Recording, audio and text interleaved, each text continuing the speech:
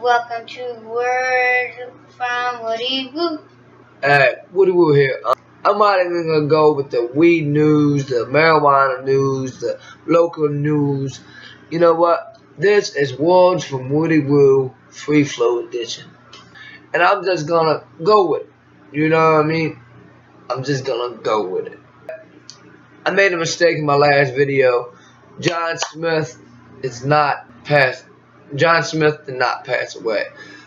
My sincere apologies go out to Calvin, Melissa, Sophie, Veronica, the mother. I was misled. I didn't listen correctly. John Smith is alive and well. Warner Dixon.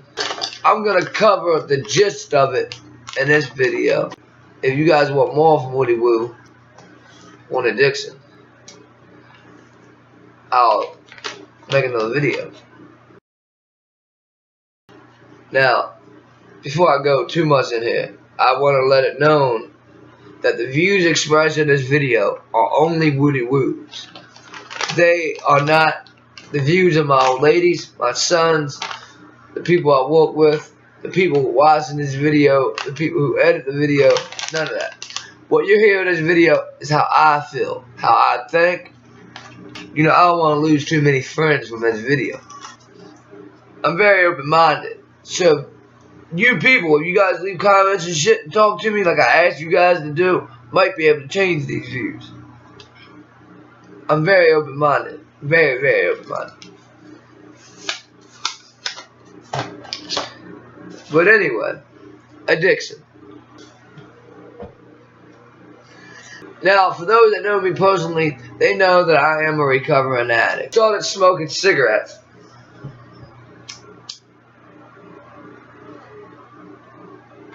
when I was 11, and I've smoked ever since, at least a pack a day. Now, as of today, I smoke 3 packs a day. Now, I do not promote smoking because it is one of the things I really wish I could quit. Cigarettes are stupid. Unlike marijuana, this shit will kill you. So right off the bat, Woody Woo, I do not consider marijuana a drug. Woody Woo, I do not consider marijuana a drug.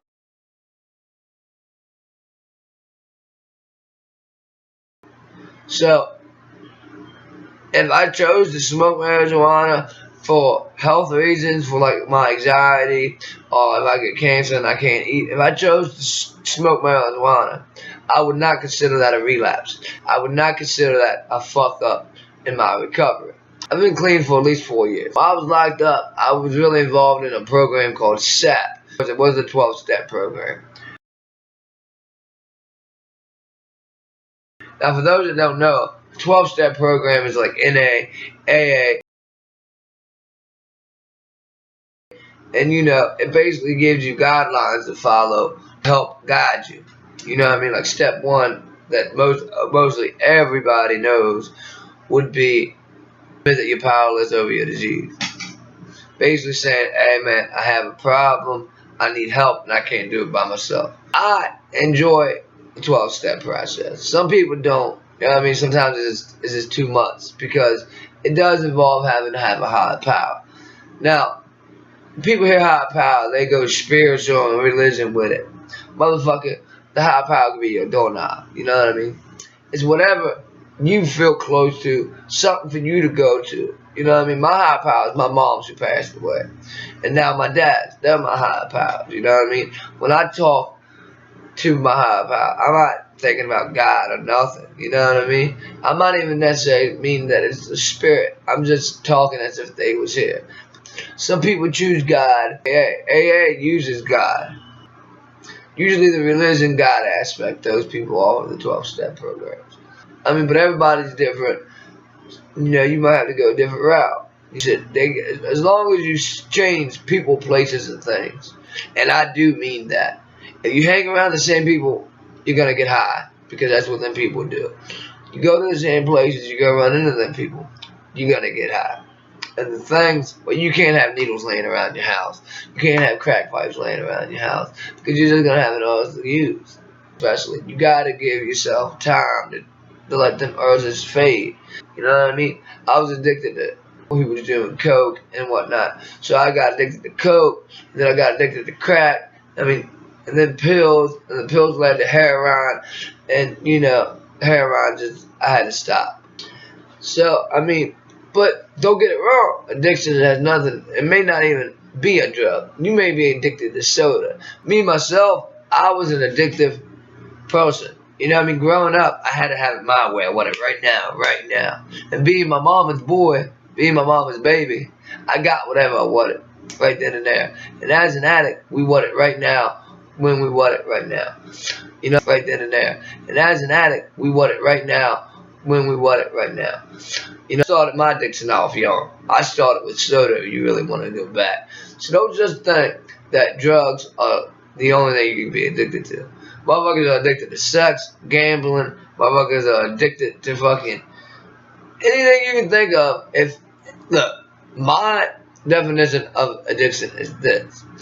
If you overdo it to the point where it causes a problem, then it is the problem. If you overdo it to the point where it causes a problem, it is the problem. You know what I mean? That's addiction. And another way to describe addiction is doing the same thing over and over and over and expecting different results. I'm going to go out there, I'm going to steal this, go get the dope, and I'm not going to get high tomorrow.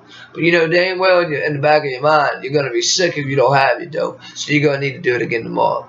The addiction is so much deeper than that. Use or the over-consuming is just a symptom. That's how it presents itself to the outside world. But you see, I learned from the SAT program in prison that you got to actually dig deep. You got to go into your core in order to recover. You know what I mean? Because the gist of it is you're getting high or you're overeating or you're overdoing this and that because you don't like things or you just haven't accepted things. If in life, you got to accept it and move on. If you don't, you're never going to overcome it. And that's basically addiction. You basically just got to dig deep and make lists of pros and cons. And be like, for example, my mom cheated on my dad. My mom was a wonderful woman, wonderful mother. But she had issues when it came to my dad. She cheated and left him. Not knowing this, I grew up having some kind of resentment towards women because my mom was my best friend. She raised me. So even though I was sensitive to women's needs, I hated the fact that in the back of my mind, the one that you love the most is going to hurt you. Because that's what she did to my dad. My dad was a sweetheart to her. All my resentments towards women came from my mother. Because they was built into who I was, if that makes sense. They was built into my core. You know what I mean? But yeah, so the more shit I experienced with women growing up, the more I realized I connected the negative cheating and shit with women. And it just, without consciously thinking it, and just how I looked at it. You know what I mean? And I had to dig deep. It took me like 7 months looking at myself before I realized, oh shit, my mom taught me that women are fucking pieces of shit that cheat no matter how good you treat them. What I'm trying to tell you is addiction is the symptom of deep core issues you got to look at. You know what I mean? Once you start accepting shit, you're going to feel a lot better. Because we get high because we don't like ourselves. We overeat because we think we're too fat. But no, it's not that simple. It goes a lot deeper. But you got to do the work. You got to dig. You got to look at every single thing that you can remember in your life. And as you do it, more shit will pop up and you'll be like, oh, fuck, that's why I think like that. Now, I still got all this shit. So, if you guys think it may help, hit me up on here and I'll tell you what I did more in detail. So, yes, A, addiction is over-consuming shit to the point where it causes problems. B, addiction is only the symptom. It's a lot deeper. It's in your core. You got to do the work to figure that out. And C, once you find them, you got to change the ones that you think need change. Because when you're digging, you'll find good shit and bad shit. But then you got to decide if it needs changed or not. And that's the hard part, because it's hard to change. Change is hard. Getting clean is hard. Now you get clean, you go into groups. You start going to groups, so to speak. This is the issue that a lot of recovering addicts struggle with. Now, for some reason, people think that a guy can go to a girl and get a sponsor, or you can float with this bitch in a group. Look, the last thing you need to do while you're in a group or just getting started in recovery is have pussy on the brain. Alright? Because guess what? As long as you're not using, you want that dopamine. All drugs release some kind of dopamine. Well, guess what else releases dopamine? Sex. Your body's going to be craving the women and this and that. You're trying to fulfill a gap. It's just the way our addictive personality works. So if you're serious about getting clean and you're actually going to meetings, try to avoid the female contact. I know, that sounds gay or homo. But if you want to get clean, that female ain't going to do nothing but distract you.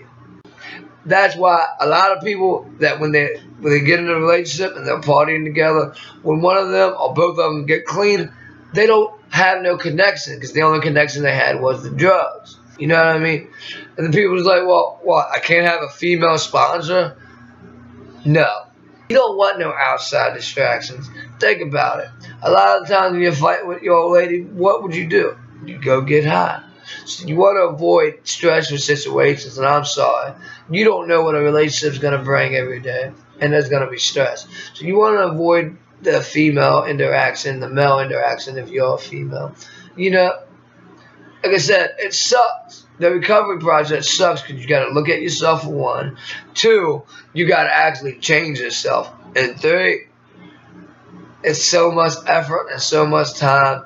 You know what I mean? As addicts, we were like, all right, well, I stopped using. Tomorrow, I want to go to this meeting, and the day after that, I'll be Carol. As an addict, it's never Carol. Believe that. You're going to be struggling the rest of your life not to get high. But like me, I got 4 years clean, and I reap the benefits of it every day. I get up, I got a job, I don't got to worry about getting hurt and getting pissed off. I didn't have to worry about the piss test when I got the job. I didn't have to worry about getting my fix before I go to work. I don't got to worry about my bills being paid. I don't got to worry about my kids wanting shit and being able to disappoint them because I don't have the money because I went and got high. I mean, when you're first starting out, that shit ain't going to come. But it takes time. The longer you clean, the better your life gets.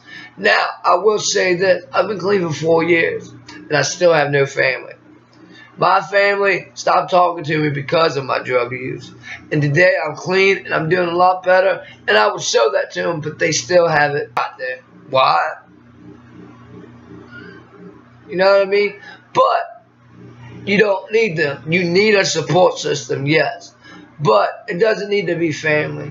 You need to cut out all negative parts of your life to be successful. Just, leave that door open. If they want to be good people and good family members, leave that door open. Let them come back if they choose to.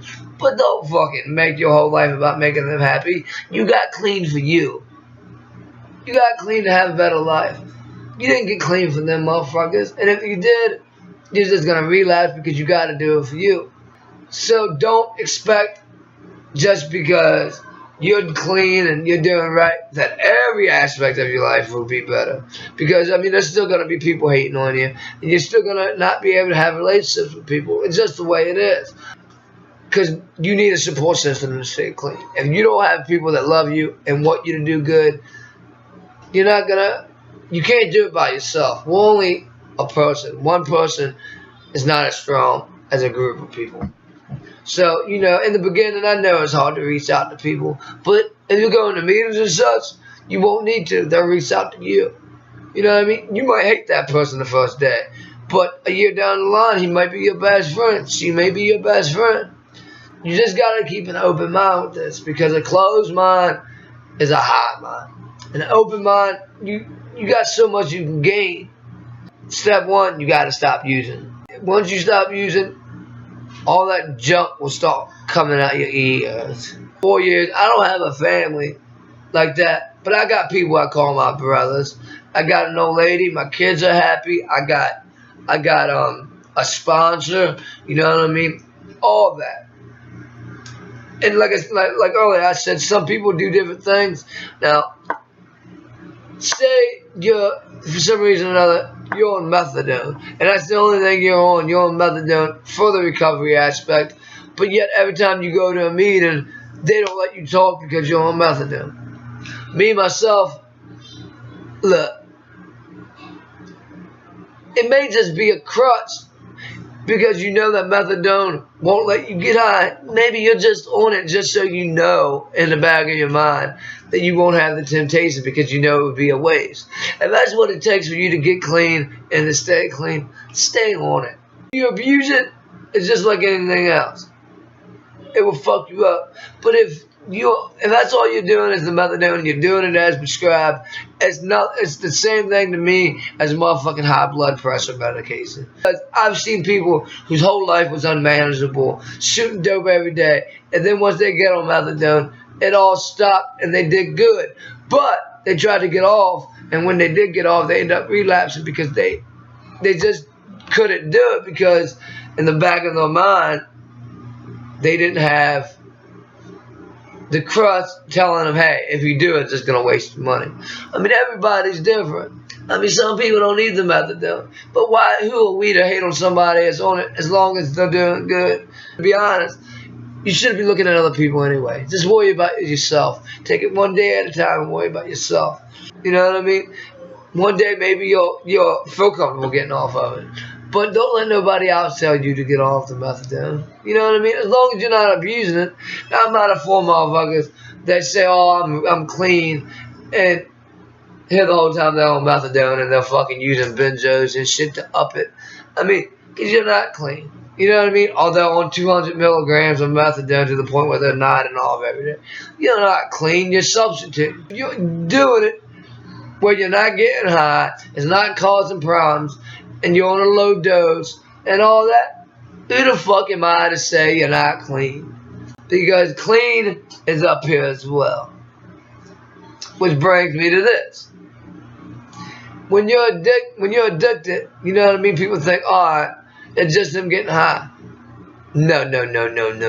You can stop getting high and still be an active addiction. Because if you keep thinking like an addict, you might as well be using. You know what I mean? Like I said earlier, the using is just a symptom. The mind is more of where the addiction actually is. And I mean, and then another issue that people ask about is enabling. What is enabling? Say, I don't get high, but my wife gets high. And I give her the money. And I make excuses for like, oh, well, she only gets high because of work is stressful or this and that. Motherfucker, you're enabling. Sometimes the enabler is worse than the person with addiction. Because the addiction for that enabler is being able to take care of that person. That person has problems in their thinking where they think they need to make excuses and they need to enable the addict. Groups, 12-step groups and shit for enablers just as well. Enabling in my mind is just another form of addiction. So if you get clean and you see like a loved one still enabling you or trying to enable you in any sort of way, let them know they may need help. Because just because your addiction stops doesn't mean their enabling stops. Enabling is just another sneaky, tricky form of addiction. Without using. We needed a rock bottom to get us help. I don't know what it is for an enabler. I could go on and on and on and on and on and on and on with this video. But I'm not going to. I'm not going to do that to you. Woody Woo, signing off. Be nice, be kind. Like, share, subscribe, comment. Be nice, be kind. Keeps coming back. It works if you work it. Love y'all.